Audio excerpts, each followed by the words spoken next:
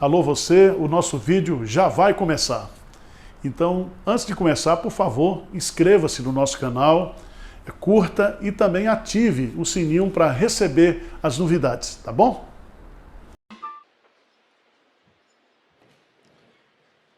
Irmãos, vamos abrir a palavra de Deus lá no Antigo Testamento, no livro de Juízes, capítulo 13.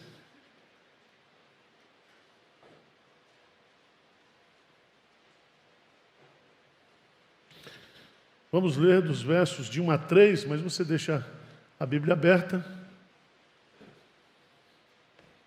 porque nós vamos pontuar alguns outros textos.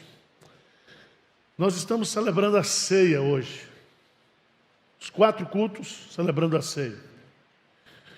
Quando a gente celebra a ceia, nós, pelo menos, devemos utilizar 4 olhares. Primeiro, nós temos que olhar para dentro de nós mesmos. Examine-se, pois, o homem a si mesmo.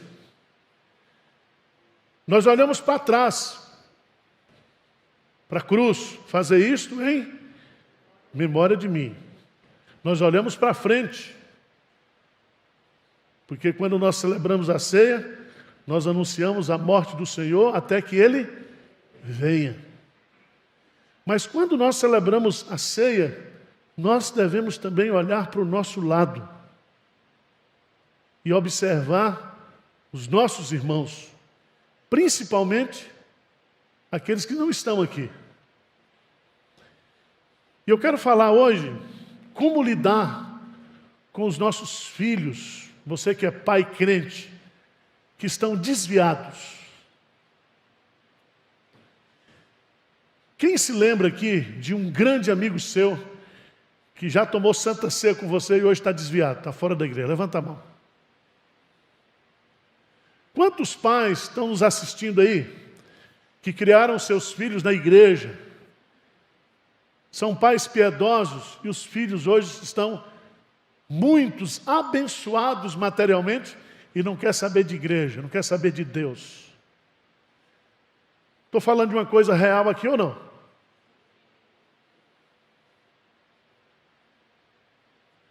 Eu acho que a maior tristeza para um pai crente é criar os seus filhos na igreja e vê-los o quê? Fora da igreja. Mas eu vou tratar desse assunto de uma forma consoladora, tá? Juízes capítulo 13, a história de Sansão. Sansão, o nome dele em hebraico significa aquele que é ensolarado. Ensolarado.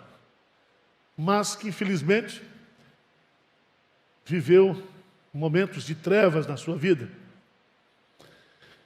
Diz aí, tendo os filhos de Israel tornado a fazer o que era mal perante o Senhor, este os entregou nas mãos dos filisteus por 40 anos.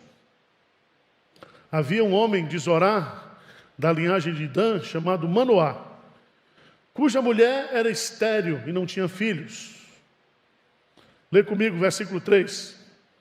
Apareceu o anjo do Senhor a esta mulher e lhe disse: eis que é estéril e nunca tiveste filho, porém conceberás e darás à luz um filho. Manoá e a sua esposa, casal consagrado a Deus, dedicado a Deus, e provavelmente carregava sobre si aquela marca judaica, da tradição judaica, que eles eram amaldiçoados porque não tinham filhos.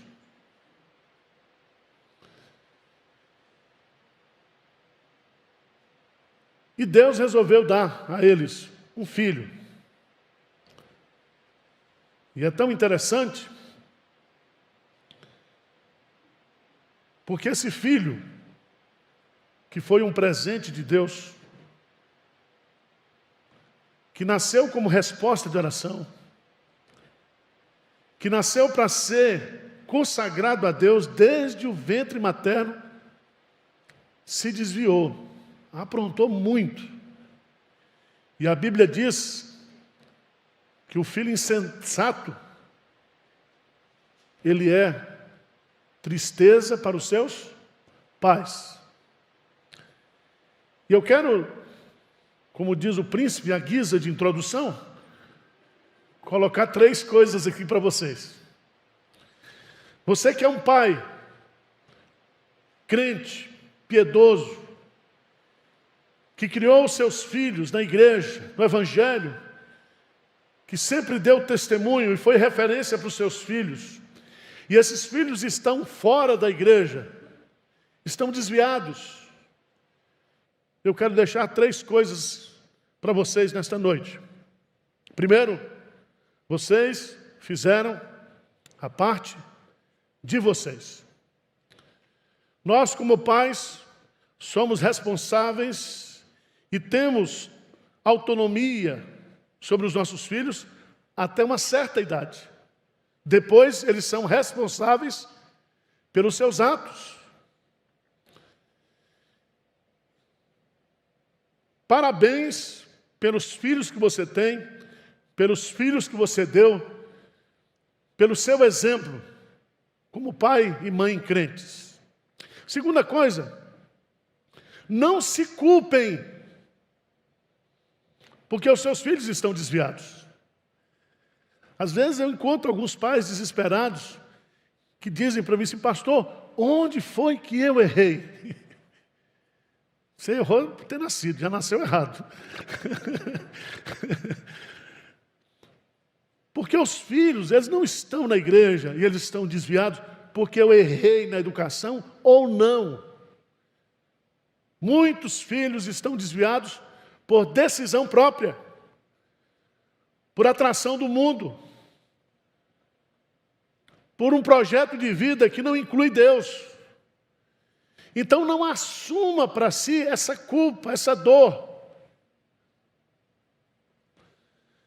Terceiro conselho que eu quero deixar para vocês é: não percam a esperança. Por quê? Porque os seus filhos são filhos da promessa, são filhos da aliança. E os seus filhos, eles terão a experiência deles, pessoal, com Deus. A salvação é individual. O projeto que Deus tem para os seus filhos é um projeto individual. Ele tem um projeto para cada filho. Eu sei que você gosta de dizer assim: isso é uma falácia. Eu criei todos os meus filhos de uma mesma maneira. E cada um deu um resultado diferente. Primeiro, é uma falácia, que a gente não cria filho todos de um mesmo jeito. Tem sempre um filho mais esperto que enrola a gente. Né? E às vezes os filhos acusam: não, porque o senhor gosta mais desse aqui, eu gosto mais desse. Não é isso. É porque cada filho tem um jeito de enrolar-nos. Dá para entender? Então não fica com esse negócio: eu criei assim.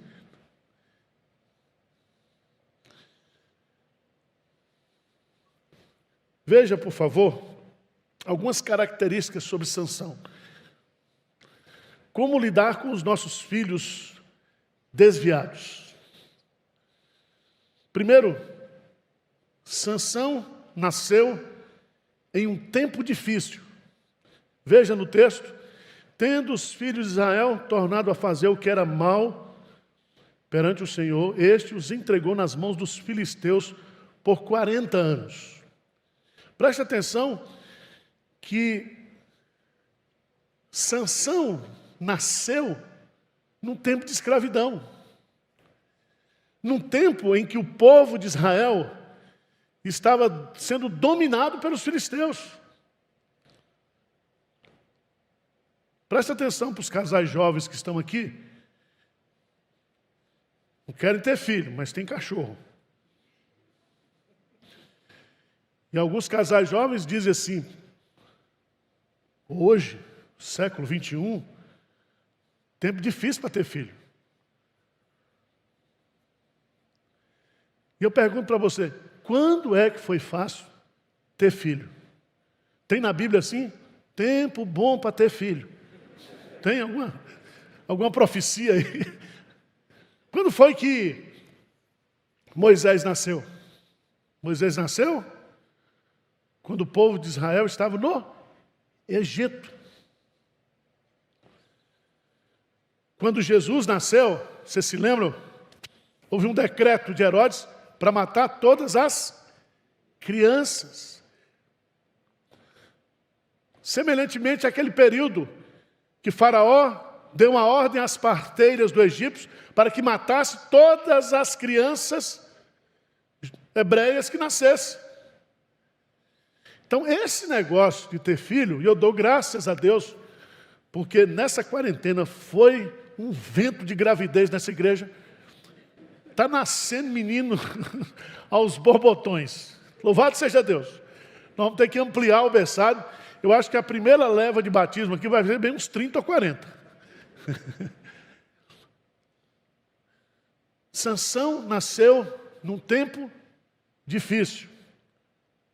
Segundo detalhe do texto, veja aí, que Sansão nasceu como um presente de Deus para um casal. Veja aí, havia um homem de Zorá, da linhagem de Dan, chamado Manoá, cuja mulher era estéril e não tinha filhos. Apareceu o anjo do Senhor a esta mulher e lhe disse, eis que é estéril e nunca tiveste filho, porém conceberás e dará à luz o quê?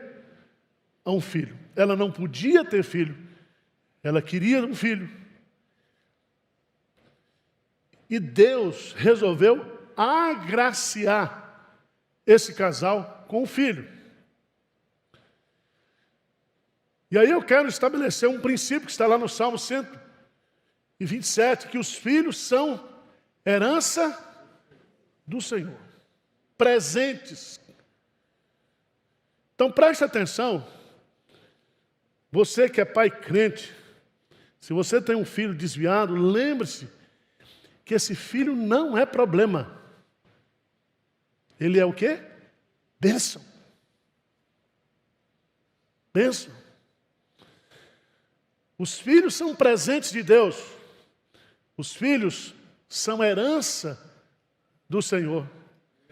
Você se lembra de Jó? Deus deu a ele, restituiu a ele tudo em dobro. Só não deu os filhos em dobro. Por quê? Porque filho a gente não perde. Os filhos mudam de estação, mas eles continuam sendo nossos filhos, mas eles são filhos de Deus em primeiro lugar. E você não ama esse filho que você tem mais do que Deus. Ok? O cara é complicado? O cara é difícil? O cara está lhe dando trabalho? Isso aí é lixa grossa para você. Porque você foi tão ruinzinho como ele. Porque pai esquece o que aprontou no passado. Com as facilidades que os nossos filhos têm hoje. Facilidade para pecar. Facilidade para se desviar. Então, faz o seguinte, seu filho está desviado, louve a Deus por ele. Agradeça a Deus por ele. Terceira lição que a gente aprende na vida de Sansão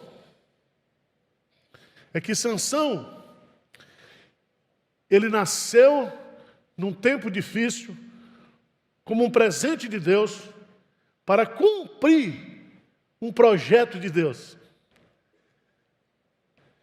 Veja lá no texto, por favor, dê uma olhadinha.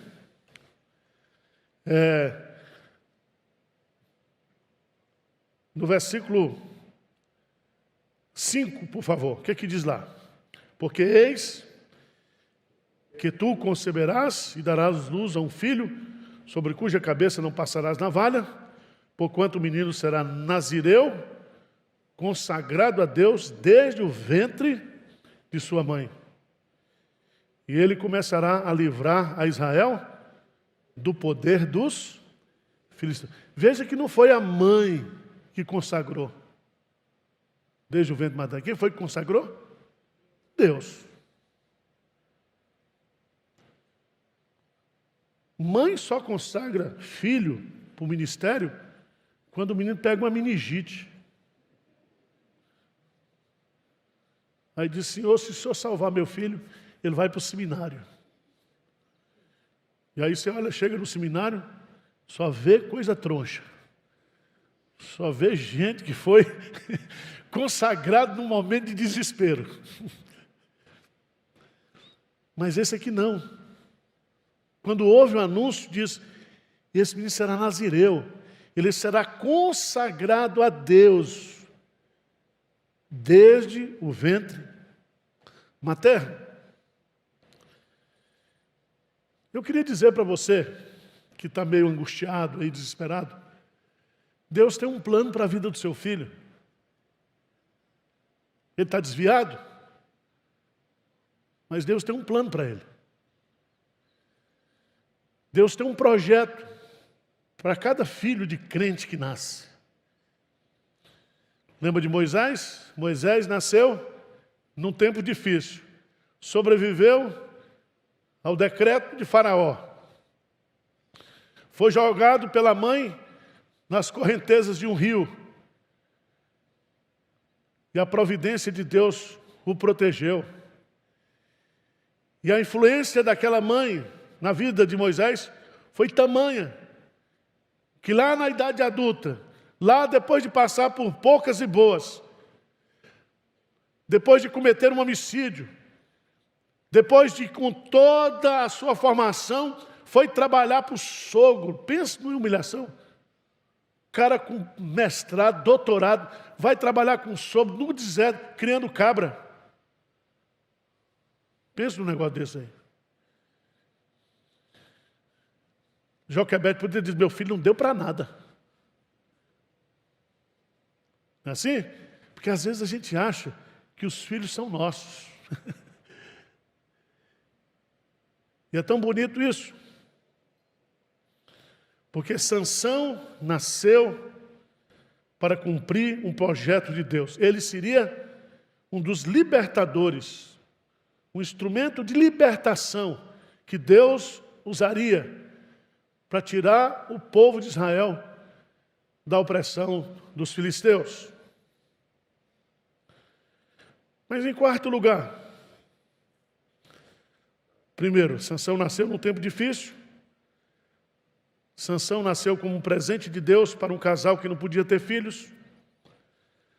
Sansão nasceu para cumprir um projeto de Deus. Sansão tornou-se um filho insensato. Insensato. Veja, por favor, no capítulo 14,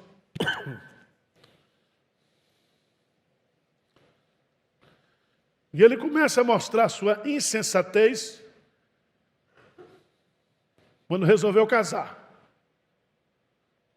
Sabe, você tem uma filha linda, crente, criou na igreja. Um dia, essa sua filha chega em casa com um cara todo tatuado, cheio de argola. Por isso que Deus não me deu filha, só deu filho, porque eu matava um cara desse. Deus sabe o que faz. Aí você olha, aí você tem sua experiência de vida, aí passa um frio na sua cabeça. Veja o que esse Sansão aprontou. Esse Sansão, ele que nasceu para ser o libertador da opressão dos filisteus, ele vai lá, capítulo 14, vai a Tímina, vendo em Tímina uma das filhas dos filisteus, subiu e declarou ao seu pai e à sua mãe: vi uma mulher em Tímina das filhas dos filisteus, tomai-a, pois, por esposa. Irmãos, presta atenção. Quantos filhos de crentes são destruídos ou são prejudicados por ter feito um casamento mal feito. Alguém conhece a história aqui ou não? Casou errado. Talvez movido pelas paixões, um ato de impetuosidade. Esse casamento, primeiro, era contrário à lei de Deus. Lá em Deuteronômio estava estabelecido que os filhos de Israel só deveriam casar com moças de Israel, com rapazes de Israel. Esse é um ponto. Segundo, esse casamento, além de não agradar a Deus, não agradou o quê? Aos pais de Sansão. Veja no versículo 3. Porém, seu pai e sua mãe lhe disseram: não há, porventura, mulher entre as filhas de teus irmãos ou entre todo o meu povo, para que vás tomar esposa dos filisteus, daqueles incircuncisos. Minha filha, meu filho, tem 3,5 bilhões de mulheres na terra. Você vai casar com esse traste? Ah, meu pai, mas eu estou apaixonado. Eu gosto dela. Mas o que você está fazendo é uma desobediência a Deus, a palavra de Deus. Irmãos, tudo que a gente faz em desobediência à palavra de Deus, não dá certo. Não dá certo. E nessa área de casamento, presta atenção, se seu pai e sua mãe for contra, pense bem. Porque não existe. São neuróticos, certo? São neuróticos, porque todo pai e mãe é neurótico. São esquizofrênicos.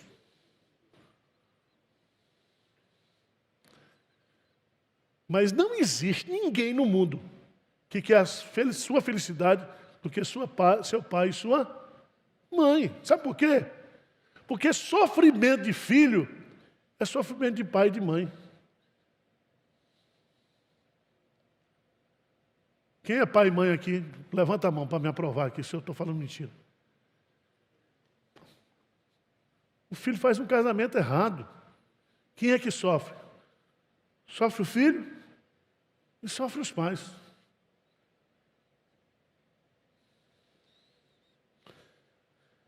Fez um casamento errado, insensatez. Desprezou a sua herança espiritual. Ele não valorizou o fato de Deus dizer para ele, os pais o instruírem de que ele seria um instrumento nas mãos de Deus e que ele estava consagrado a Deus desde o ventre materno. Pense nisso, meu irmão. Você que é filho, pense nisso. Nós temos que casar e tomar decisões na nossa vida como crentes, valorizando aquilo que nós somos em Cristo, a bênção da primogenitura, tá certo? Às vezes a gente acha, né, como pai, isso é neurose, tá? Que não existe homem perfeito para casar com minha filha. Só que o pai lá do filho diz assim, mas vai casar com essa? Porque todos nós achamos que os nossos filhos são os melhores o quê? Do mundo. Mas tirando isso, case com o melhor que você puder. Case valorizando aquilo que você é em Cristo Jesus.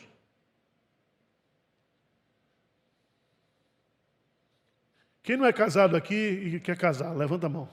Só para eu saber. Quem? Está todo mundo tímido. Levanta a mão assim. Eu não casei, mas quero casar. Pronto. Começa orando, pedindo a Deus uma esposa. Porque Salomão teve todas as mulheres que ele quis, mas não teve o quê? Uma esposa.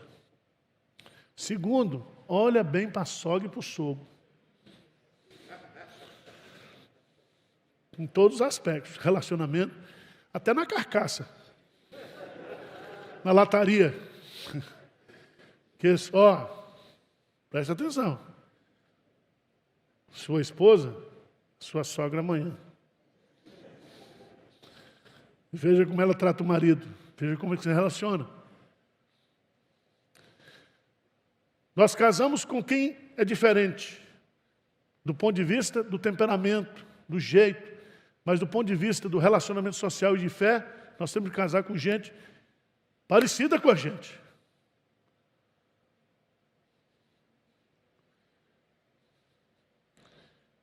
Sansão fez um casamento errado, desprezou a sua herança espiritual, tomou decisões precipitadas e erradas. Ele agia como um touro sem controle, agia por impulso. Ele tocou fogo lá na plantação dos filisteus, está lá, capítulo 15, versos de 1 a 18.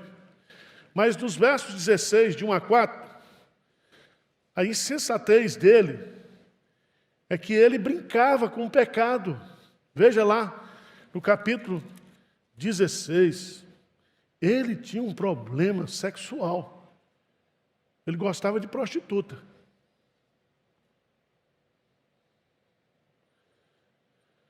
Veja lá, no capítulo 16, Sansão foi a Gaza e viu ali o quê? Uma prostituta, e coabitou com ela. Louvado seja Deus, que Deus não esconde nada na Bíblia. E ele está falando aqui de crente, tá, gente? Consagrado desde o ventre materno, que gostava de uma quenga.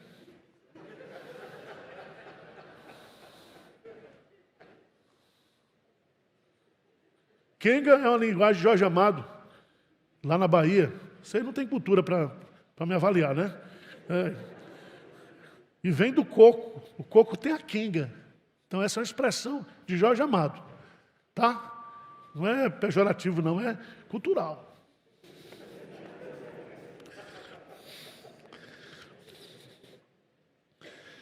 Ele foi lá em Gaza, coabitou. Veja no capítulo 4. Depois disso, aconteceu que se afeiçoou a uma mulher do vale de Sorek, o qual se chamava Dalila. Veja que ele se apaixonou por uma prostituta. Aquele jovem crente que se apaixona por uma prostituta e diz: você vai ser minha esposa. É fria. Vou tirar você dessa vida e vou fazer você uma dama. Isso é real ou é ficção, gente? Hein? É real. O que tem de crente hoje envolvido com pecados sexuais? Pornografia. Gosta de ir para casa de massagem.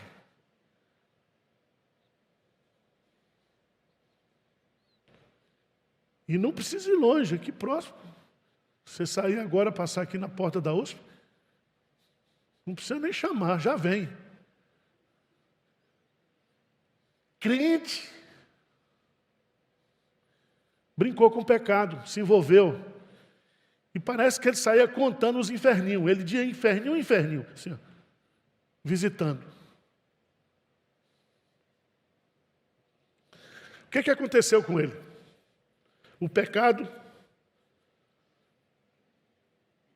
minou toda a sua espiritualidade. Irmãos, o pecado mata.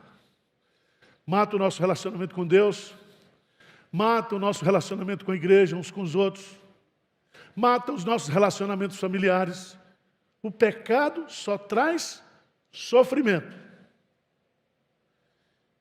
E veja, por favor, no capítulo 16, versículo 21. Veja que coisa triste. Diz assim: então os filisteus pegaram nele, lhe vazaram os olhos e o fizeram descer a Gaza, amarraram-no com 2 cadeias de bronze e virava um moinho no cárcere. Presta atenção, esse menino tinha tudo para dar certo. Mas por causa do pecado, da insensatez, ele está vivendo essa situação. Mas o que é que nós devemos fazer com os nossos filhos insensatos? Não vale matar. Né? Não vale matar. O que que eu e você, como pais crentes, devemos fazer quando os nossos filhos estão passando por crise espiritual, por momentos de insensatez, de afastamento de Deus? Eu quero colocar 4 coisas para a gente terminar e tomar a Santa Ceia. Abra a sua Bíblia em Efésios, capítulo 1, versículo 18. Eu acho que esse versículo aqui é o versículo dos pródigos. Efésios, capítulo 1, versículo 18. Lê comigo. O que é que diz aí? Iluminados os olhos do vosso coração, para saberdes qual é a esperança do seu chamamento, qual a riqueza da glória da sua herança nos santos. Presta atenção que Paulo está orando pelos crentes. E Paulo diz aqui para mim e para você que o coração dos nossos filhos, que o nosso coração tem olhos espirituais. E Paulo está orando aqui para quê? Para que Deus ilumine. Aquele negócio do filho pródigo. O filho pródigo caindo em si. Caindo em si. Irmãos, a gente fala em história de pródigo e esquece daqueles pródigos que vieram. É igual o negócio da Covid. Morreram 120, mas deve ter bem uns 200 milhões já contaminados. E muitos não morreram. Quantas histórias nós temos na igreja de filhos que se desviaram, que os pais oraram e que esses filhos o quê? Voltaram. Então nós temos que orar pelos nossos filhos. Não adianta brigar. Não adianta reclamar. Parece que quanto mais você fala, mais fica pior. Fica pior. Vamos orar pelos nossos filhos para que Deus ilumine os olhos do coração dos nossos filhos. Segunda coisa, abra sua Bíblia lá em Gênesis, capítulo 17, versículo 7. Gênesis 17, versículo 7. Você que é pai crente, presbiteriano. Gênesis 17, 7, Deus diz assim. Vamos ler juntos? Estabelecerei a minha aliança entre mim e ti, e a tua descendência no decurso das suas aliança perpétua para ser o teu Deus e o da tua descendência. Segunda coisa, ore para que Deus ilumine o coração dos seus filhos, mas ore também para que Deus cumpra a sua promessa. Você que é pai crente, que trouxe seu filhinho aqui quando era bebê, batizou, fez aqueles votos. Agora o filho está desviado, está fora da igreja. Onde ele estiver, ele é filho da promessa. É filho da aliança. E Deus tem um compromisso, porque só Deus pode convertê-lo. Só Deus pode trazê-lo de volta.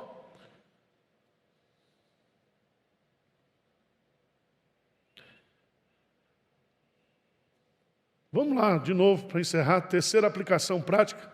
O que nós vamos fazer? 16, 22. Eu gosto desse versículo. 16, 22. E o cabelo, o que diz aí? E o cabelo, Juízes, gente, 16, 22. Vamos ler juntos? E o cabelo da sua cabeça, logo após ser rapado, começou a crescer de novo. Você lembra que o nazireu não podia o quê? Cortar o cabelo. O segredo da força dele estava no cabelo. E o que eu acho mais lindo aqui é que ele está cego, ele está desmoralizado, ele está desprezado, mas Deus não desistiu dele. O cabelo voltou o quê? A crescer. Diz amém aí, por favor. E nós vamos clamar pelos nossos pródigos hoje. E o cabelo dos nossos pródigos vão começar a crescer hoje. Sabe por que é isso? Deus estava trabalhando na vida dele. Porque nenhum fio de cabelo cai da nossa cabeça sem o quê? Se nenhum fio cai, nenhum fio cresce. E aquilo que foi a causa da sua derrota e que era símbolo da sua vitória, Deus começa a restaurar. Vai ali gradativamente. Vai. Ore por eles. Creia na aliança e nas promessas de Deus. Aguarde com expectativa a restauração de Deus na vida do seu filho. E por fim, isso é para mim a coisa mais maravilhosa da vida de Sansão. É que ele passou 20 anos desviado, aprontando. Mas a vontade de Deus, o projeto de Deus foi cumprido na sua vida. Lembre-se que Deus, quando fez Moisés nascer, Moisés patinou durante 80 anos. E em 40 anos Deus fez tudo o que tinha que fazer na vida dele. E diz o texto que se ele nasceu para começar a libertação, esse propósito se cumpriu. No versículo 28 do capítulo 16, Sansão clamou ao Senhor e disse: Senhor Deus, peço-te que te lembres de mim e dá-me força só esta vez, ó Deus, para que me vingue dos filisteus, ao menos por um dos meus olhos. E é tão interessante que naquele momento o projeto de Deus cumpriu-se na vida de Sansão. Tem um pessoal meio exagerado que diz que Sansão cometeu suicídio. Não foi suicídio. Abra a sua Bíblia, vamos ficar de pé. E vamos lá para Hebreus, você vai descobrir que Sansão, ele está na galeria, o quê? Da fé. Você não colocaria Sansão. Colocaria Sansão na galeria da fé? Só que Deus colocou. Sabe por quê? Como diz o príncipe, pastor Hernandes, Sansão está na nossa pele. Ninguém merecia estar na galeria da fé. E todos estão ali pela fé e por causa da graça de Deus. E Hebreus mostra justamente isso, quando ele cita. Hebreus, capítulo 11, versículo 32. E que mais direi? Certamente me faltará o tempo necessário para referir o que há a respeito de Gideão, de Baraque, de Sansão, de Jefté, de Davi, de Samuel e dos profetas. Você acha que Davi foi melhor do que Sansão? Você acha que Sansão foi pior do que Samuel? Pela graça, sois salvos mediante a fé. Isto não vem de vós, é um dom de Deus.